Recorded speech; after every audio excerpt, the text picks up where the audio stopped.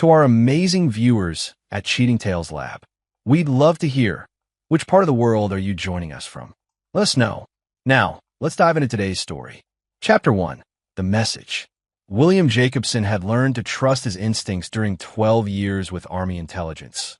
And right now, every nerve in his body was screaming that something was wrong. He sat in his home office in Alexandria, Virginia, reviewing security protocols for a Fortune 500 client when his phone buzzed. The screen showed Jack's name, his 19-year-old son, away at Georgetown studying computer science. The message contained one word: help. William's jaw tightened. Jack never texted like that.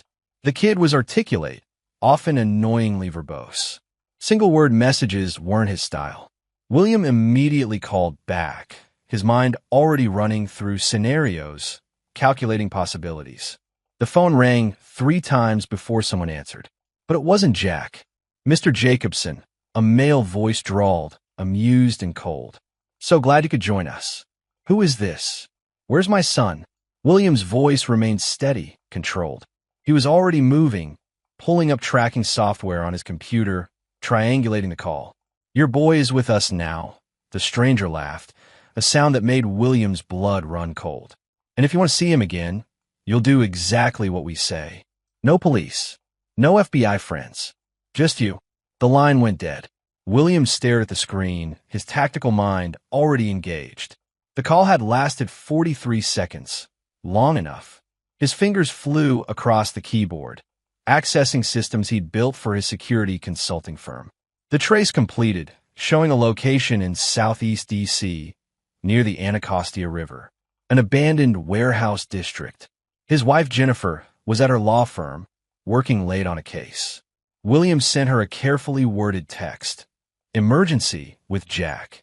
Handling it. Stay at office until I call. Trust me. He moved to his safe, punching in the code with practiced efficiency.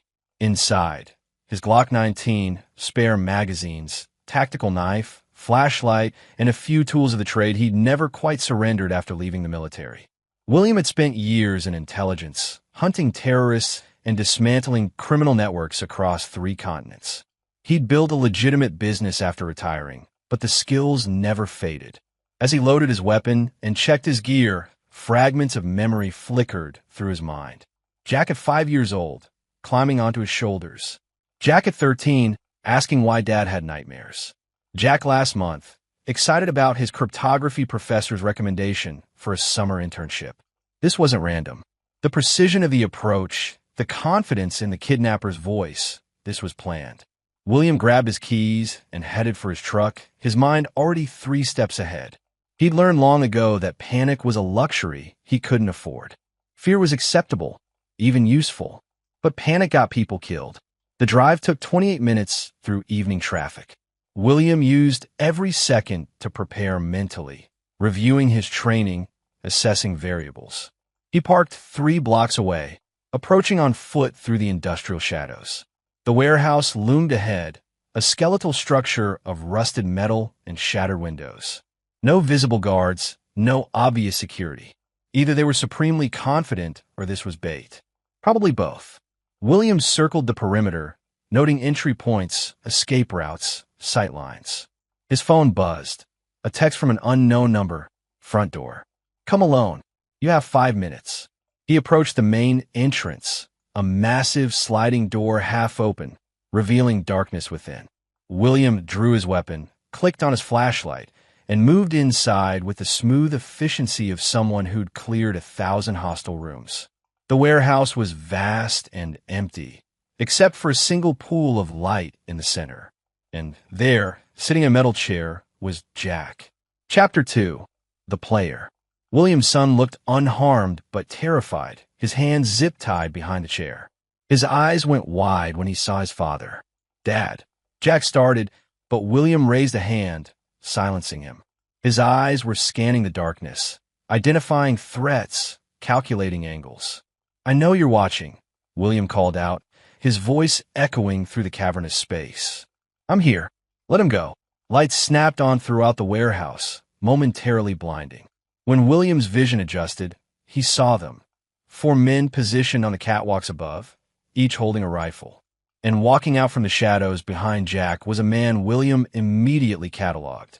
Late 30s, expensive suit incongruous with the setting, confident stride, cruel smile. William Jacobson, the man said, approaching slowly. Former captain, military intelligence. Bronze Star, Purple Heart. 12 years of exemplary service before you retired to play corporate security guard. Impressive resume. You know who I am. I don't know you, William said flatly, his gun still raised but not targeting anyone specific. The odds were terrible, 4 rifles against his pistol, his son in the kill zone. My name is Douglas Landry, the man said, stopping 10 feet away. And you destroyed my life 7 years ago. William's mind raced backward. 7 years ago, he'd been stationed in Germany, working with Interpol to dismantle a weapons trafficking network. He'd testified in multiple trials, put away dozens of criminals.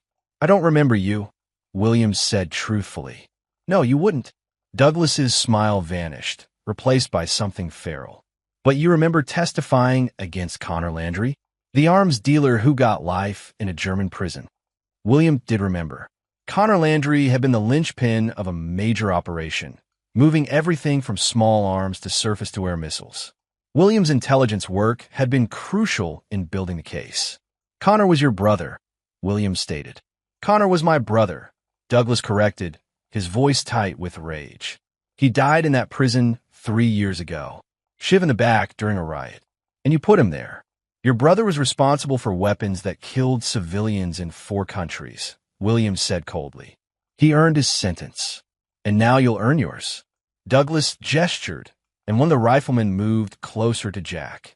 See, I've spent 3 years planning this. 3 years building my own organization, making connections, gathering resources. All for this moment. William's mind was working furiously. This wasn't just revenge. Douglas had invested too much time and resources for simple murder. There was another angle here. What do you want? William asked. I want you to suffer, Douglas said simply. But I'm a practical man. You have skills I can use.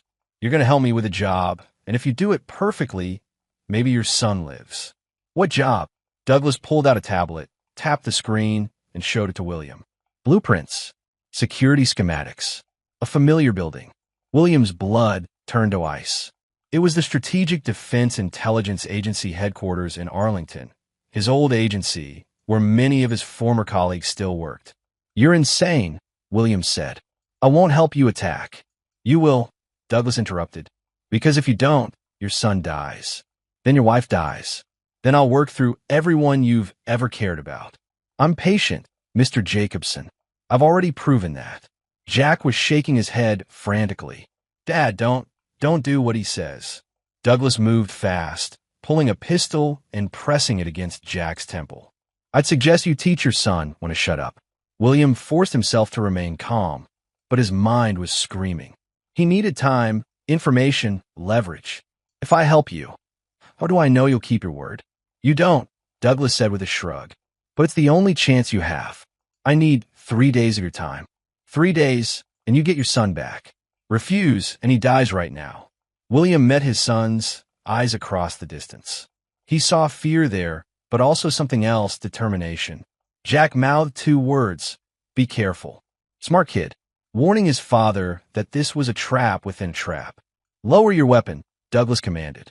William calculated odds. If he tried to take the shot now, he might drop Douglas, but the rifleman would kill both him and Jack before he could react. He needed to play along, gather intelligence, find a weakness in this operation. Slowly, William lowered his Glock and set it on the floor. Good choice, Douglas said, holstering his own weapon. Now, here's what's going to happen. You and I are going to take a ride. Your son stays here with my associates as insurance. Cooperate, and he remains comfortable. Try anything stupid, and he suffers. Understood. Understood, William said, his tactical mind already working on contingencies. Excellent. Douglas gestured toward a door. After you. As William walked past his son, he paused for just a second, long enough to squeeze Jack's shoulder. In that brief contact, he conveyed everything he couldn't say aloud. Stay strong. Trust me, I will get us out of this. Then he was being led into the darkness, away from his son, into whatever nightmare Douglas Landry had prepared. Chapter 3. The Revelation. They drove in silence for 15 minutes, a black SUV with tinted windows. Douglas sat beside William in the back seat, while two armed men occupied the front. William used the time to observe, to gather information. The driver had a military bearing, private contractor, probably. The other man kept glancing nervously at his phone. Weakness there. Nerves could be exploited. The SUV pulled into an underground parking garage in a high-rise building in Arlington. Douglas led William to an elevator that required a keycard to access. They rode up in silence to the 18th floor. The apartment they entered was sophisticated. Modern furniture, expensive art, floor-to-ceiling windows with views of the Potomac.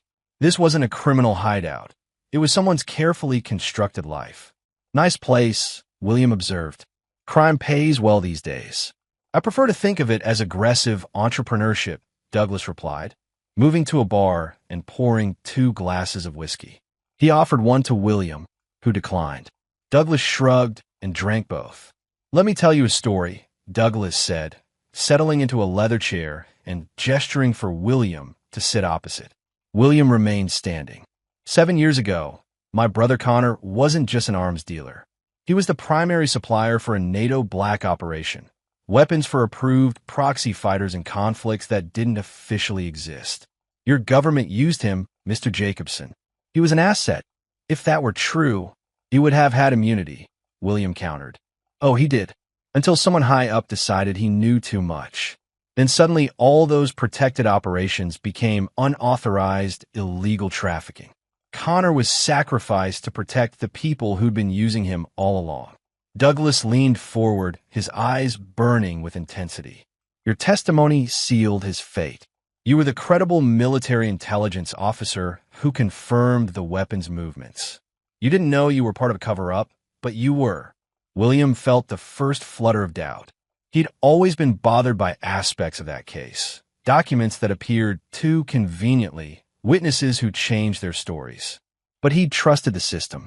Even if that's true, Williams said carefully, your brother still moved weapons. People died. People die in every war, Douglas shot back. Connor understood that. What he didn't understand was betrayal by the people he'd served. And when I tried to prove the truth, to expose what really happened, I was shut down. Threatened. My business destroyed, my reputation ruined. So this is revenge. This is justice, Douglas corrected. And you're going to help me get it. He activated a large display screen on the wall. Images appeared, classified documents, photographs, audio files.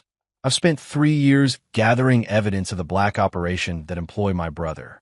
The people responsible are still in power, still making decisions, still getting away with murder. I'm going to expose them. By breaking into military intelligence headquarters, Williams said flatly.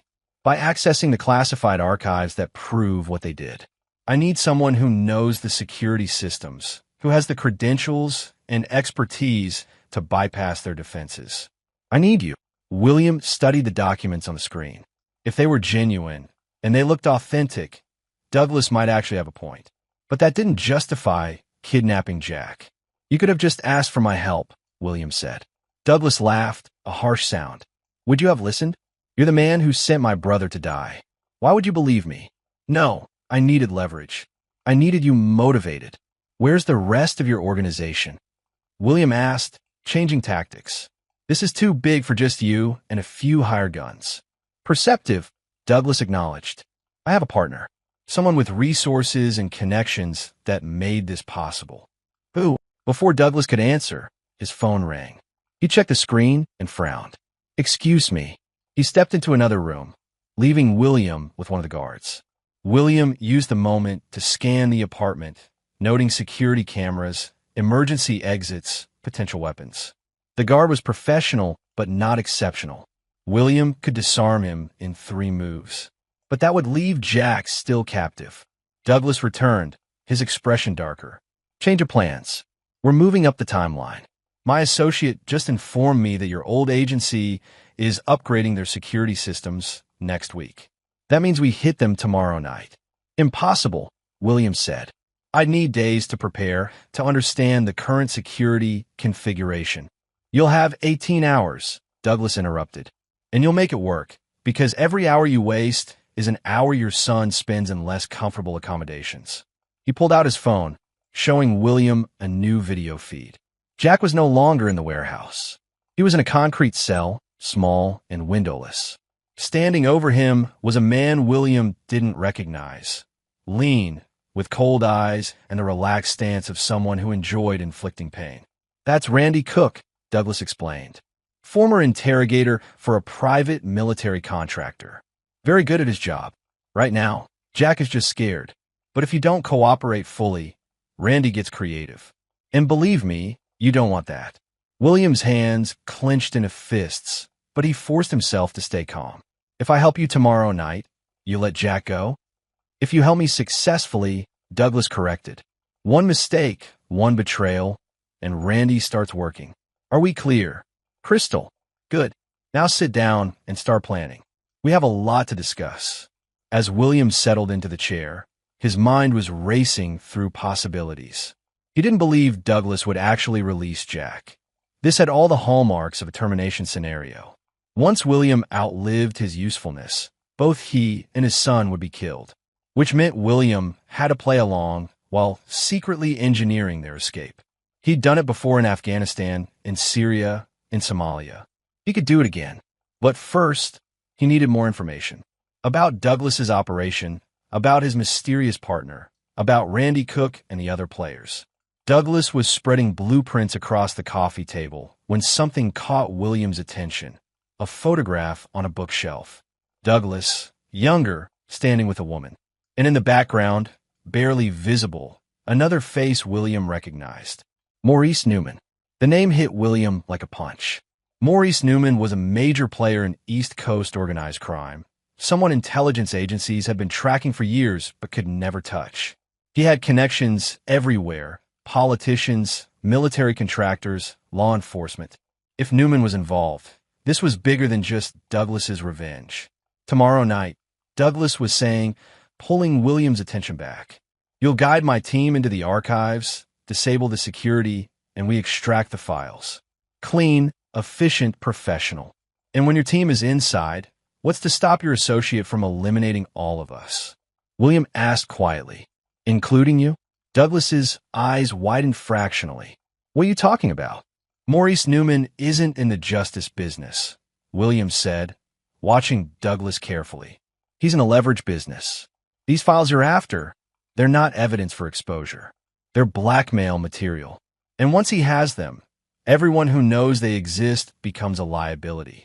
Douglas's hand moved toward his weapon, but he stopped. You're trying to manipulate me. I'm trying to survive, William corrected. And so should you. Think about it. Why would Newman help you? Out of the goodness of his heart?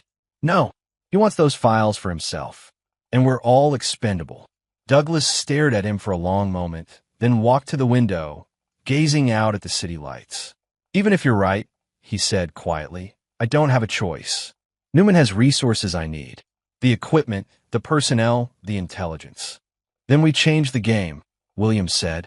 We get those files, but we make sure we control them. Not Newman. That way, we all have leverage. We all walk away. Douglas turned back, studying William with new intensity. Why would you help me double-cross Newman? Because right now, my son is in a concrete cell with a torturer, William said, his voice hard. I will do whatever it takes to get him out alive. If that means partnering with you against Newman, fine. If that means burning down the whole operation, also fine. But I need to know you'll keep Jack alive. And if I agree, then we work together. You get your evidence. I get my son. Newman gets nothing. Douglas was silent for a long time, weighing options. Finally, he nodded slowly. All right, Jacobson, we'll play it your way. But if you betray me, I won't. William interrupted. Not as long as Jack is alive. You have my word. A soldier's honor, Douglas said, something like respect in his voice. My brother used to talk about that. He said you could trust a warrior's word, even when you couldn't trust anything else. Your brother was right about that. At least, William said. Douglas poured another drink, and this time William accepted it. They drank in silence. Two men bound together by violence and circumstance, planning an impossible mission that would either save them or destroy them all. Outside the windows, the city glittered like fallen stars, beautiful and indifferent to the dramas playing out in its shadows. Tomorrow night, William thought. Tomorrow night, everything changes. Chapter 4. The Partnership. William spent the night in Douglas's apartment, working through security protocols and system vulnerabilities. Douglas provided detailed intelligence on the Strategic Defense Intelligence Agency's current configuration. Someone inside was feeding him information, which confirmed William's suspicions about the scope of this operation. At dawn, Douglas's phone rang. The conversation was brief and tense. When he hung up, his expression was grim. Newman wants a meeting. Noon, at his estate in McLean. He's concerned about bringing you into the operation. Of course he is, William said, stretching the stiffness from his shoulders. I'm an unknown variable. He can't control me. Can I? Douglas asked pointedly. As long as Jack lives, yes. The drive to McLean took them through the affluent suburbs of Northern Virginia, past gates and hedges that screamed old money and political connections. Newman's estate was protected by walls, cameras, and armed security that William noted with professional interest. They were escorted to a study that reeked of wealth and power, rare books, original art, furniture that cost more than most people's houses. Maurice Newman sat behind an antique desk, a man in his 60s with silver hair and the calm confidence of someone who'd never faced real consequences. Beside him stood a woman William immediately tagged as dangerous. Mid-30s, athletic build, expensive suit, and eyes that assessed William with cold calculation. Something about her bearing suggested military training. Mr. Jacobson, Newman said pleasantly. I've heard so much about you. Please sit. William remained standing. Let's skip the pleasantries. You're using Douglas to access classified intelligence. You're holding my son hostage, and you have no intention of letting any of us walk away from this. Newman's smile didn't falter. Direct. I appreciate that. Douglas, you didn't mention how perceptive our guest would be. He figured out your involvement on his own, Douglas said, and William detected a note of admiration in his voice. Then let's be honest, Newman said, leaning back in his chair. Yes, I want those files. They contain information about black operations, illegal weapons transfers, and political corruption going back 20 years. With that information, I can control senators, generals, and intelligence directors. It's the ultimate insurance policy, and everyone who knows about it dies, William finished. Not everyone, Newman corrected, just the liabilities. Douglas, for instance, has been very useful. I prefer to keep him alive, at least until I don't need him anymore. He said it casually, confirming William's warning. Douglas's jaw tightened, but he said nothing. And my son? William asked. Your son is currently being cared for by Ms. Sherry Mills. Newman gestured to the woman beside him. She's an expert in persuasion. Young Jack is quite the bright boy. Already tried to escape twice. That takes spirit. William's hands clenched. If you hurt him, you'll what? Newman interrupted. You're in my house, surrounded by my men, with no leverage whatsoever. You'll do exactly what I say when I say it. Otherwise, Ms. Mills will demonstrate her expertise on your son. Sherry Mills smiled, a predator's expression. I do enjoy my work. There's another option, William said, forcing his voice to remain level. I help you get those files. You let Jack go. I disappear, and you have what you want. Except you know too much, Newman pointed out. You've seen my face, my home. You know about Douglas's involvement. You're a former intelligence officer with connections throughout the government. Why would I possibly let you live? Because I can get you something better than those files, William said, the lie forming smoothly. I know where there's a backup archive. A complete digital copy of every black operation, every classified mission, everything. Off-site, secured, but accessible if you know how. Newman's eyes narrowed. Interesting. And why should I believe you? Because it's standard protocol. I helped design the backup systems before I retired. Multiple redundant sites, air-gapped networks. The main archive is just one piece. You want the complete picture, you need my knowledge. It was a calculated gamble. Newman would either buy the lie or see through it. If he bought it, William gained time and leverage. If he saw through it, things would get violent very quickly. Newman studied William for a long moment, then laughed. "You're good. I can see why you were valuable to intelligence. All right, Mr. Jacobson. You've earned yourself a temporary stay of execution. Help us tomorrow night. Show me this backup archive, and we'll discuss your son's future." "I want to see him," William said. Proof of life.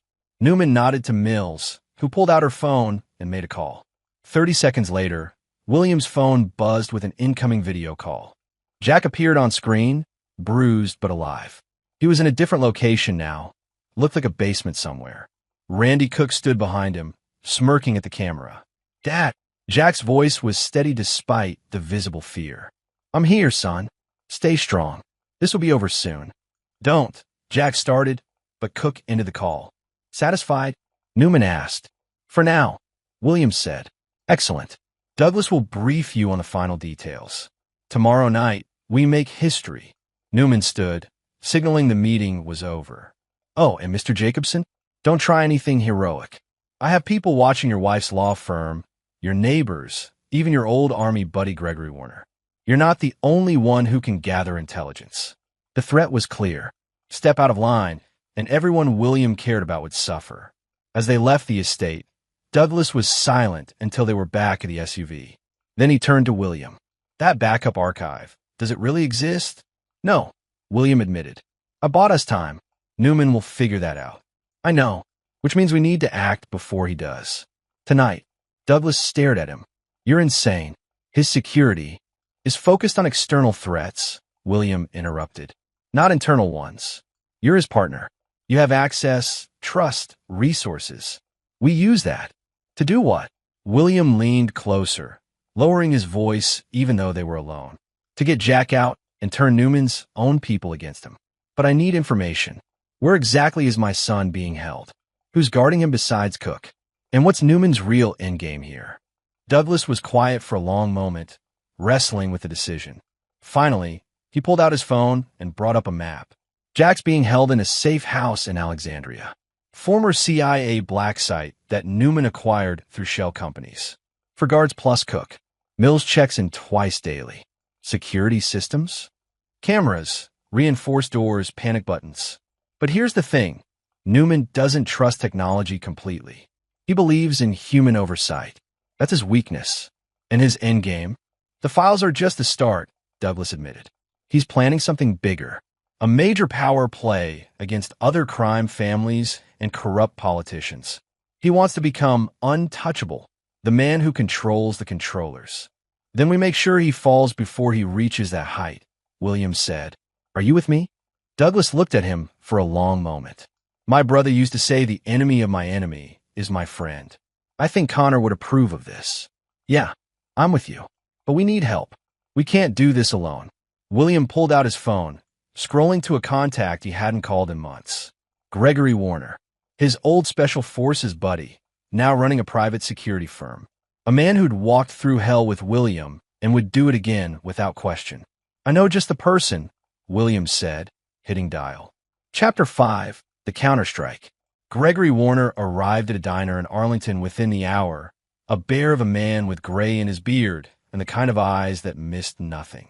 He slid into the booth across from William and Douglas, ordered coffee, and waited. "I need your help," William said simply. "Jack's been kidnapped." That was all it took. Gregory's expression hardened. "What do you need?"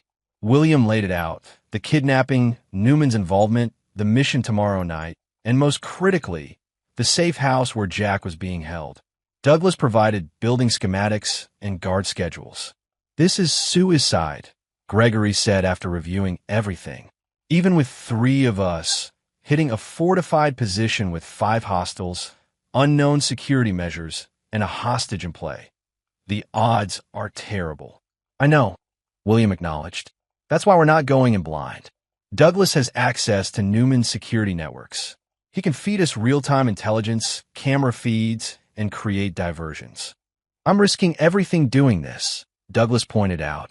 "If Newman finds out, he's going to kill you anyway," William interrupted. "You know that now. Your only chance is to help us take him down first.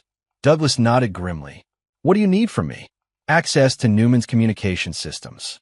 I want to hear every order he gives, see every message he sends. And I need you to stay close to him tomorrow. Keep him focused on the main operation while we extract Jack. And after Jack is safe? Gregory asked. Newman still has an army. He'll come after all of us. That's where the files come in, William said. We're still going to hit the archives tomorrow night, but not for Newman. We'll get real evidence of his operations, his connections, his crimes. Then we feed it to every law enforcement agency simultaneously. FBI, ATF, Homeland Security, everyone. Newman won't be able to bribe or threaten them all. That's assuming we survive long enough to leak the information, Gregory said. One problem at a time, William replied. Tonight, we get Jack. Tomorrow night, we get the evidence. Then we burn Newman's empire to the ground. They spent the next 6 hours planning, using Douglas's intelligence to build a three-dimensional picture of the safe house. The building was a nondescript two-story structure in a commercial district. Easy to watch, hard to assault. But Douglas revealed a critical detail. Newman's people rotated shifts at midnight, a 15-minute window when the guards were distracted by the changeover. That's our window, Williams said. Midnight. We go in fast, extract Jack, and disappear before they can react. What about Cook? Gregory asked. That guy's a sadist, but he's also trained. He'll be the hardest to take down. I'll handle Cook, Williams said, his voice cold. At 11:45 p.m., they were in position.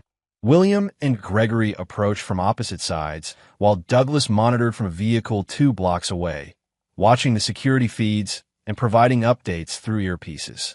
Shift change starting now, Douglas's voice crackled. 2 guards leaving through the front.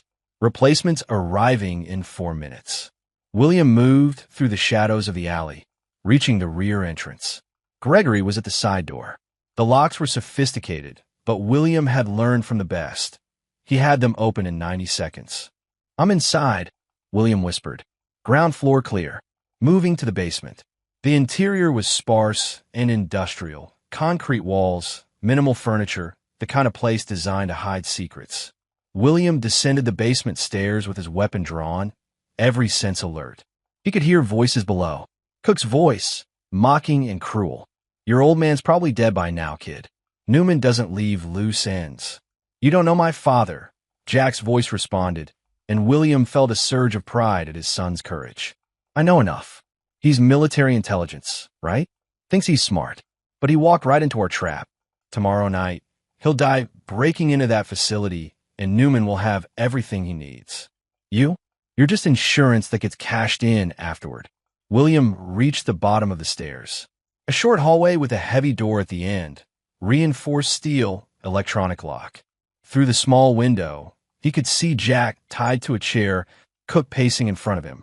One hostile visible in the basement cell. William reported quietly. Where are the other guards? Second floor, Douglas responded. 3 men in the monitoring room. They're watching TV, not the cameras. Gregory, can you reach the monitoring room? Already there, Gregory whispered back. On your signal. William studied the lock. Picking it would take too long and make noise. He needed a distraction. Douglas, can you trigger a false alarm? Something that pulls the monitoring room guards away from their station. Give me 30 seconds. William waited, counting silently. Then, throughout the building, fire alarms began blaring. He heard shouting from upstairs, footsteps running. Smoke detected in the electrical room, Douglas reported. Might have overridden a few safety systems to make it convincing. The door in front of William opened as a guard came running out, heading for the stairs. William dropped him with a single punch to the throat, catching the man before he hit the ground and dragging him into the shadows. Through the door window, he saw Cook reach for his radio. William didn't give him the chance. He kicked the door open, the lock shattering under the impact, and was inside in 2 heartbeats. Cook spun, reaching for his weapon, but William was faster. He fired twice, center mass, precision shots. Cook went down hard, surprise frozen on his face. William was at Jack's side immediately, cutting the zip ties. You okay? Dad. Jack grabbed him in a fierce hug. I knew you'd come. I knew it. Can you walk? We need to move fast. I'm good. Let's go. They moved back into the hallway, just as gunfire erupted above them. Gregory's voice came through the earpiece. Contact. 2 hostiles engaged, 2nd floor. Coming to you, William replied, pulling Jack behind him as they ascended the stairs. The 2nd floor was chaos, smoke from Douglas's trigger alarm, flashing lights, and Gregory exchanging fire with Newman's guards. William assessed the situation instantly, saw Gregory pinned behind a doorway, and made his move. He came at the guards from an unexpected angle, using their focus on Gregory against them. 2 quick shots, both targets down. Gregory emerged, nodding his thanks. Time to go, Williams said. They exited through the side door into the alley where Douglas had pulled up in the SUV. Everyone piled in, and they were moving before Newman's reinforcements could arrive. For the first time in days, William allowed himself a moment of relief. Jack was safe, bleeding from a split lip, but otherwise unharmed. We're not done yet, Douglas said from the driver's seat. Newman will know it was me who helped you. We have maybe 6 hours before he comes at us with everything. Then we don't wait, Williams said. We hit the archives tonight, get the evidence we need, and go public before dawn. How fast can you pull together the equipment we need? I have most of it already staged, Douglas admitted. Newman was planning the operation for tomorrow night, but the hardware's ready now. What about Newman's team? Gregory asked. The people who were supposed to help with the infiltration? Hired contractors, Douglas said. They work for money, not loyalty. If Newman's empire is falling, they'll disappear. William checked his phone, pulling up contacts. I'm going to call in some favors. People at Justice, Homeland Security, even some journalists I trust. Once we get that evidence, it hits every outlet simultaneously. Newman won't be able to stop it. Jack spoke up, his voice hoarse but determined. Dad, I can help. Those files will be encrypted. I've been studying cryptography. Let me do something useful. William looked at his son, seeing not a frightened teenager, but a young man ready to fight.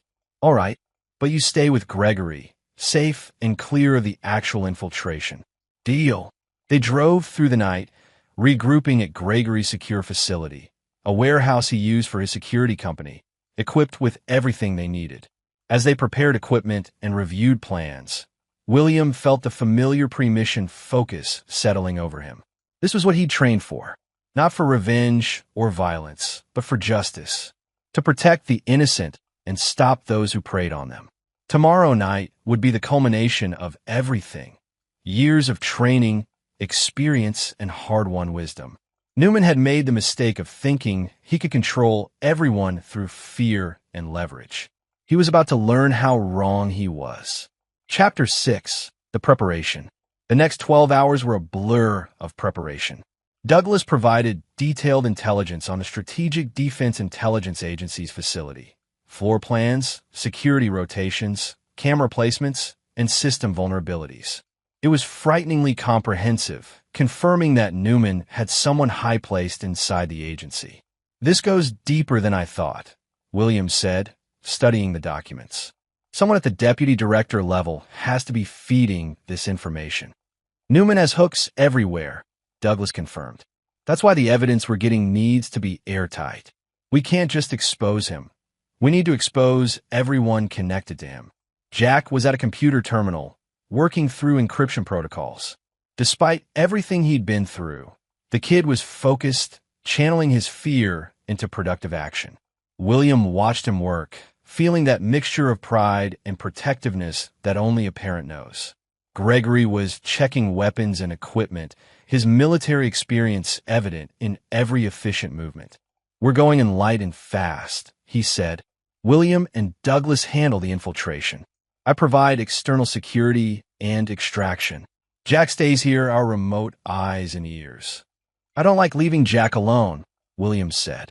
He won't be alone. Gregory pulled out his phone and made a call. I'm bringing in 2 people from my team. Former Marines, absolutely trustworthy. They'll guard this location with their lives. Within an hour, 2 formidable-looking men arrived, both with the bearing of people who'd seen combat and weren't intimidated by much. They took positions around the warehouse, transforming it into a secure command post. At 1900 hours, Douglas's phone rang. He checked the screen and tensed. "It's Newman." "Answer it," Williams said. "Act normal." Douglas stepped away, speaking in low tones. When he returned, his expression was grim. "He knows. About the safe house, about Jack's escape. He's furious, but he still wants the files. He thinks I can deliver you to him during the operation tonight." "Perfect," Williams said. "That's exactly what we want him to think. You bring me in, everything goes according to plan, and then we turn the tables." "He'll have Mills and a kill team waiting," Douglas warned. "The moment you access those files, they'll move to eliminate us both. Then we need to make sure we're the ones with the surprise," William replied. He turned to Jack. "How long until you can crack their encryption?" "If the files are where Douglas says they are, and they're using standard DoD encryption protocols, maybe 30 minutes once I have access." "But Dad, these systems are designed to prevent exactly what we're trying to do. If they detect the intrusion, they'll lock down everything and alert security. Which is why we're going to give them something else to worry about," Williams said, pulling up a diagram of the facility. "Douglas, can you access their fire suppression systems?" "Probably." "Why?" "Because we're going to create chaos. Multiple alarm triggers, system failures, enough confusion that security is focused on immediate threats rather than a quiet data extraction." Gregory nodded approvingly. "Classic misdirection. I like it, but we still need a way out once the files are downloaded. The facility will go into lockdown." "That's where you come in," Williams said. "You'll position yourself at the emergency vehicle exit on the west side. When we're ready for extraction, Douglas triggers a medical emergency alarm in that section. Automated response will be to clear the exit for incoming ambulances." We go out in the confusion. They spent the next 2 hours refining the plan, running through scenarios and contingencies. At 2,100 hours, William gathered everyone for a final briefing. "This is it," he said. "After tonight, either Newman falls or we do. Everyone clear on their roles." Nods all around. "Jack, I need you to promise me something," William continued, facing his son.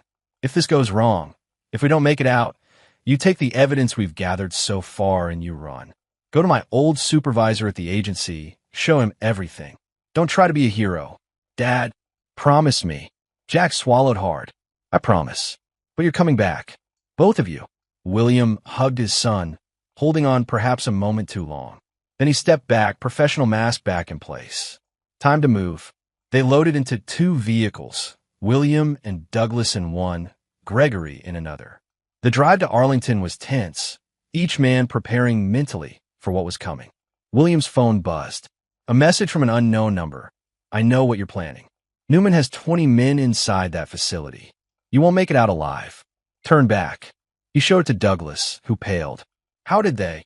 "It's a bluff," Williams said firmly. "Newman trying to spook us. If he really had 20 men inside, he wouldn't warn us. He'd just kill us." But doubt was planted. They were walking into Newman's trap with their eyes open, gambling that they could turn it against him. The Strategic Defense Intelligence Agency facility loomed ahead, a modern fortress of glass and steel.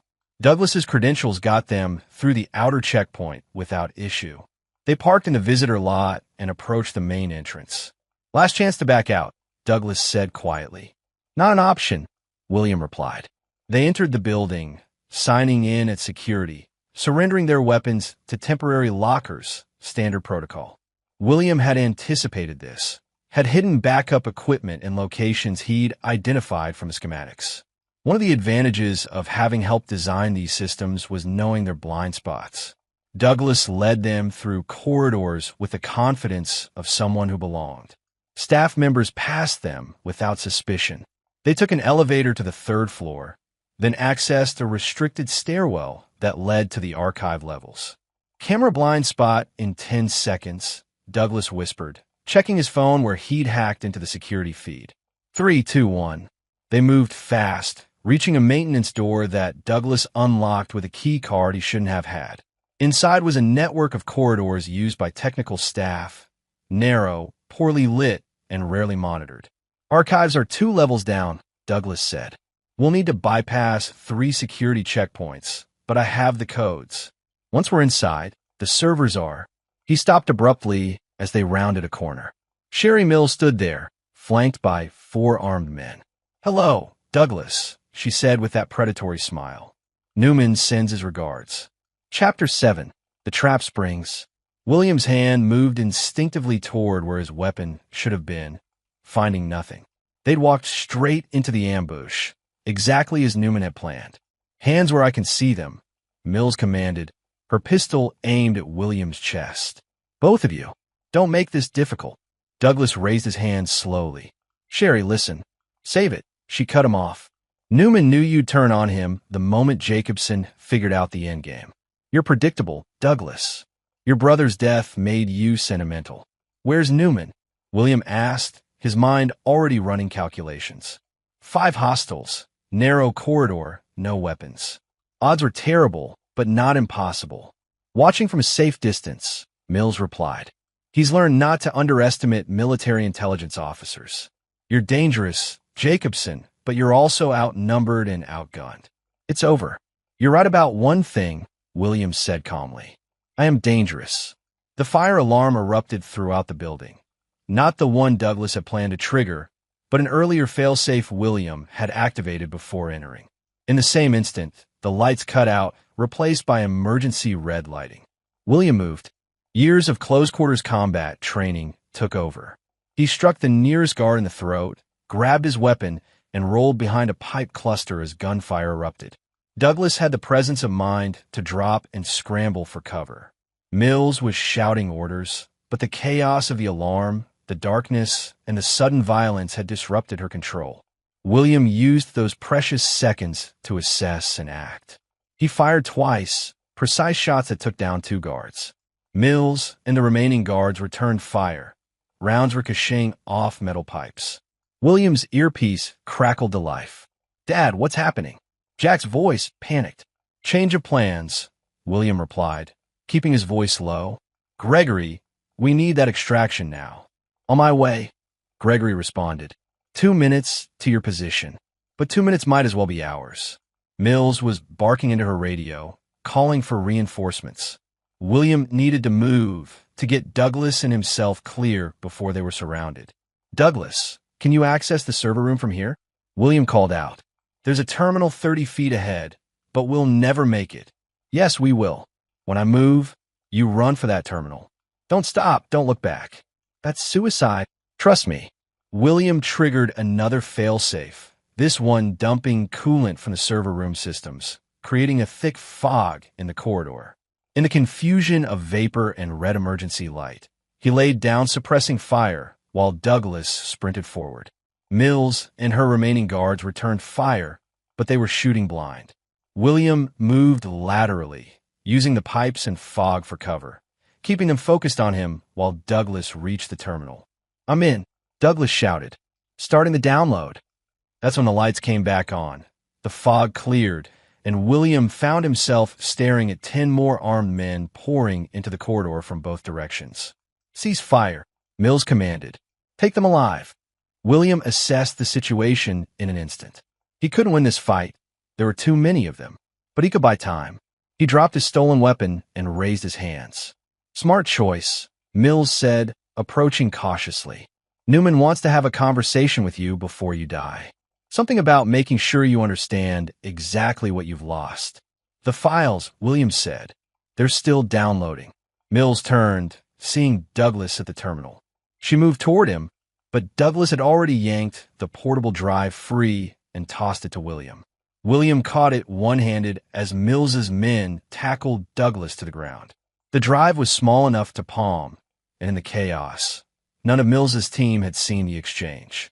"Bring them both," Mills ordered. Newman's waiting in the command center. They were marched through the facility at gunpoint, a spectacle that should have drawn attention, but didn't. Newman's people had clearly secured the floor. They entered a conference room that had been converted into a command post, screens showing security feeds from throughout the building.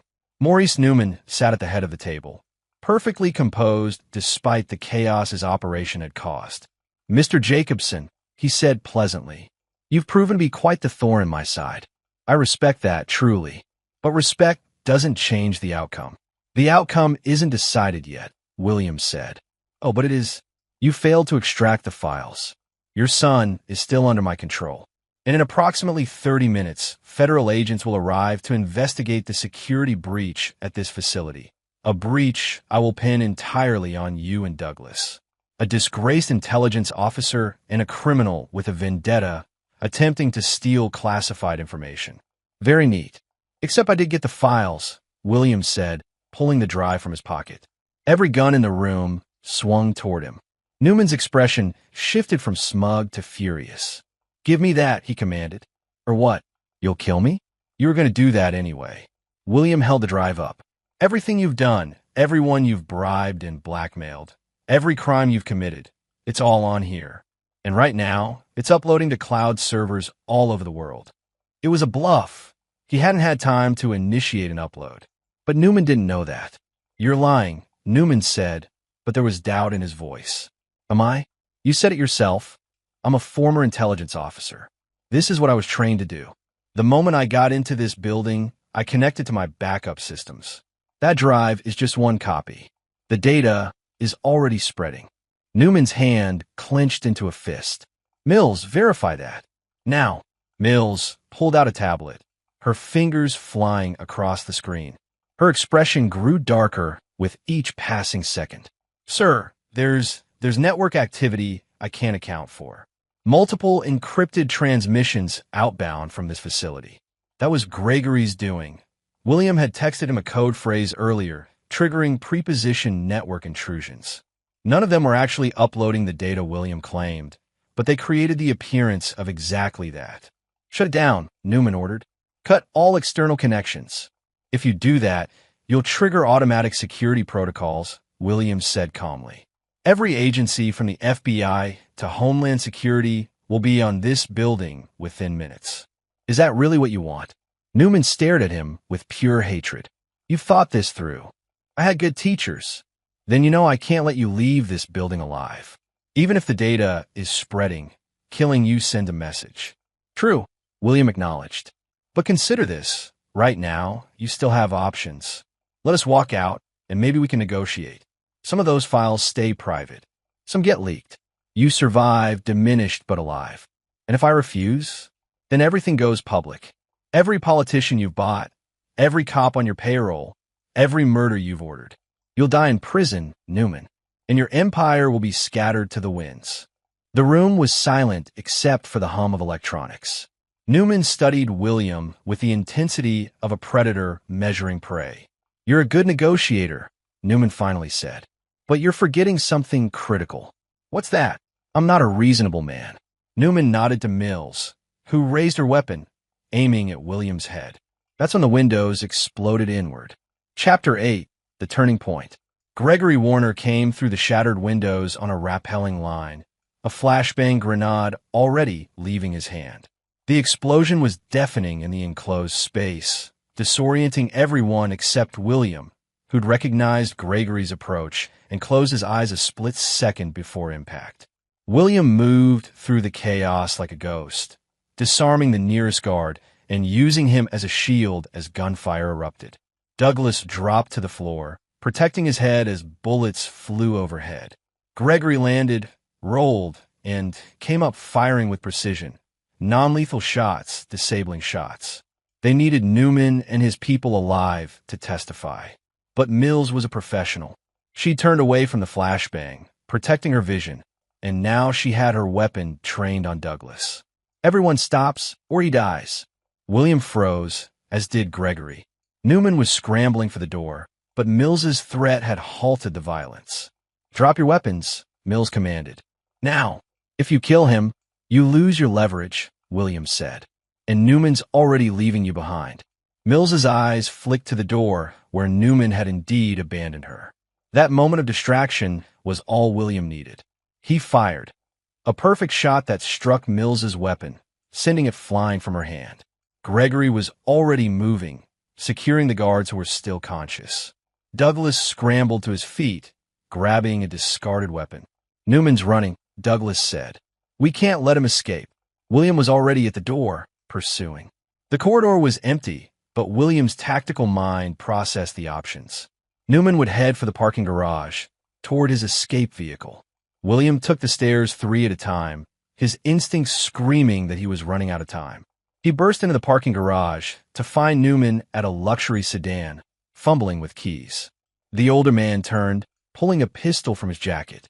"Stay back," Newman warned, his hand trembling slightly. "I'll kill you."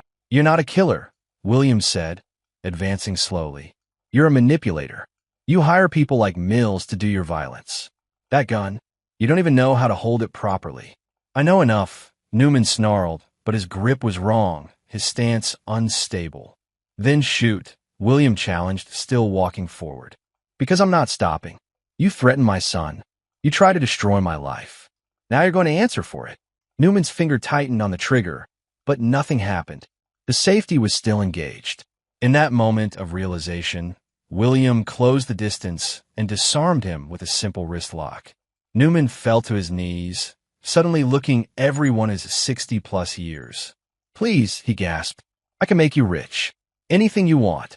"I want justice," William said coldly. He heard footsteps behind him, Gregory and Douglas, securing Mills and the other guards. "Police and federal agents are incoming," Gregory reported. 2 minutes out, maybe less. "We need to move," Douglas urged. "If they find us here—" "No," William interrupted. "We stay. We tell the truth. They'll arrest us too," Douglas protested. "Maybe, but we have the evidence. The files prove everything. Newman's crimes, his network, his conspiracy. We become witnesses, not fugitives." It was a gamble, trusting the system that had betrayed Douglas's brother years ago. But William believed in something bigger than any one person's revenge. He believed in accountability. Sirens wailed in the distance, growing closer. "Your call, Douglas," William said. "Run and be hunted forever, or stay and help bury Newman legally." Douglas looked at Newman, this man who'd used his grief and anger as tools. Then he looked at William, this soldier who'd inadvertently destroyed his brother, but was now offering a path to redemption. "I stay," Douglas said quietly. The federal agents arrived in force. FBI, Homeland Security, and military intelligence. William identified himself, showed his credentials, and requested to speak with the senior agent. What followed were hours of debriefing. William laid out everything: the kidnapping, Newman's conspiracy, the files they'd recovered. Douglas corroborated every detail, providing evidence of his coerced involvement in Newman's true crimes. The portable drive contained everything Newman had tried to hide: financial records, communication logs, video evidence of murders and corruption. It was a prosecutorial goldmine. As dawn broke over Arlington, William was finally cleared to leave. Gregory had already been released, and Douglas was being processed as a material witness rather than a co-conspirator. Jack was waiting in the federal building's lobby, accompanied by the 2 Marines who'd guarded him. When he saw William, he ran across the space and grabbed his father in a fierce hug. "I knew you'd make it," Jack said, his voice thick with emotion. "Never doubted it," William replied, holding his son close. Jennifer arrived moments later, rushing past security to reach them. "What the hell happened? I got your message, then nothing for hours." William gave her the abbreviated version, watching her expression shift from fear to anger to relief. "You couldn't have called?" she demanded. "I was a little busy," William said with a tired smile. She punched his shoulder, then pulled both him and Jack into a hug. "Don't ever do that to me again." "Deal." Gregory approached, nodding to William. "Hell of a night. Couldn't have done it without you. That's what brothers are for." Gregory glanced at Jack. "Kid's got his father's courage. You raised him right." Outside, the sun was rising over Washington, D.C., painting the sky in shades of gold and red. William watched it, feeling the weight of the past days lifting. Newman was in custody, along with Mills and his entire network. The evidence was being processed, witnesses were being interviewed, and the full scope of his criminal empire was being exposed. Douglas emerged from the building, accompanied by federal agents. He caught William's eye and nodded, a silent acknowledgement between 2 men who'd been enemies and became allies. "What happens to him?" Jack asked. "He'll testify," William explained. "Probably witness protection, new identity. He helped bring down Newman. That counts for something. And us. We go home," William said. We try to get back to normal. But he knew normal would be different now. Jack had been tested in ways no teenager should be, had shown courage and resilience that made William proud. Jennifer had held everything together while her family was in danger. And William himself had been reminded that the skills he'd learned in service of his country still had value. "Dad," Jack said as they walked to the car. "Thank you for coming for me, for not giving up." "That's what fathers do," William replied. "We protect our families. Always." Chapter 9. The Resolution. 3 months later, William sat in a federal courthouse, watching the final day of Maurice Newman's trial. The prosecution had been devastating. The files William and Douglas recovered had provided an ironclad case. Testimony from Mills, who'd taken a plea deal, had filled in the remaining gaps. Newman would spend the rest of his life in prison, along with 15 co-conspirators from his network. Dozens more faced charges at state and federal levels. It was the largest organized crime takedown in a decade. Douglas Landry sat several rows behind William, accompanied by his federal handler. He'd honored his testimony deal, providing crucial evidence about Newman's operations. In exchange, his role in Jack's kidnapping had been reduced to coercion charges with suspended sentence. He'd been placed in witness protection, given a new identity and a fresh start in a different state. Before he left, Douglas had sought William out one last time. "I need to say this," Douglas had told him. "What happened to your son? I'll never forgive myself for that. I let my anger at you become an excuse for doing something unforgivable." "You had a choice," William replied. "And when it mattered, you made the right one. That takes courage. My brother used to say that mistakes don't define us. How we respond to them does. I think Connor would be disappointed in what I became, but maybe proud of how I ended it. For what it's worth, I'm sorry about what happened to your brother. The system failed him. It fails a lot of people." Douglas had nodded, then extended his hand. William had shaken it, not as friends, but as men who understood each other. Now, watching the verdict being read, William felt a complex mix of emotions. Justice had been served, but the cost had been high. Lives disrupted, trauma inflicted, trust broken. Jack was doing better. He'd returned to Georgetown, though he'd changed his major from computer science to criminal justice. The experience had given him a new sense of purpose. He wanted to work in the system, to be one of the people who made sure corruption was exposed and criminals were held accountable. Jennifer had been his rock through it all, providing stability and perspective when the nightmares came. William had started seeing a therapist, working through the psychological impact of the ordeal. He'd learned that being strong didn't mean not needing help. His security consulting business had actually grown. Word had spread about his role in bringing down Newman. The press had portrayed him as a hero, though William didn't feel like one. He'd just done what needed to be done. Gregory's firm had benefited too, as clients sought out people with real-world experience in handling complex threats. He and William had partnered on several projects, combining their expertise. The judge finished pronouncing sentence. Life imprisonment without possibility of parole for Newman, plus 30 years for Mills, and varying sentences for the other defendants. As the courtroom emptied, William felt a hand on his shoulder. It was Agent Timothy Cochran from the FBI who'd led the investigation. "Mr. Jacobson, just wanted to shake your hand. What you did was extraordinary." "I protected my family," William replied. "Anyone would do the same. Not everyone would have thought to turn Newman's conspiracy against him. Your tactical intelligence made this case possible. If you ever want to consult for the Bureau, I'll think about it," William said, though he already knew the answer. He'd had enough of government work, of conspiracies, and corruption. He wanted to focus on his business, his family, his life. Outside the courthouse, Jack and Jennifer were waiting. Jack had grown in the past months, not just physically, but in maturity and confidence. The scared teenager who'd been kidnapped had become a young man with purpose. "Is it really over?" Jack asked. "Yeah," William said. "It's really over." They walked to a nearby restaurant, choosing a table with a view of the Potomac River.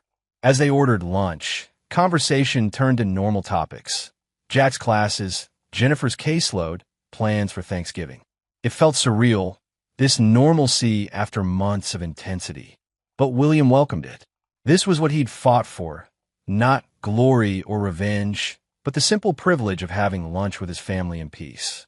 "I've been thinking," Jack said between bites of his sandwich.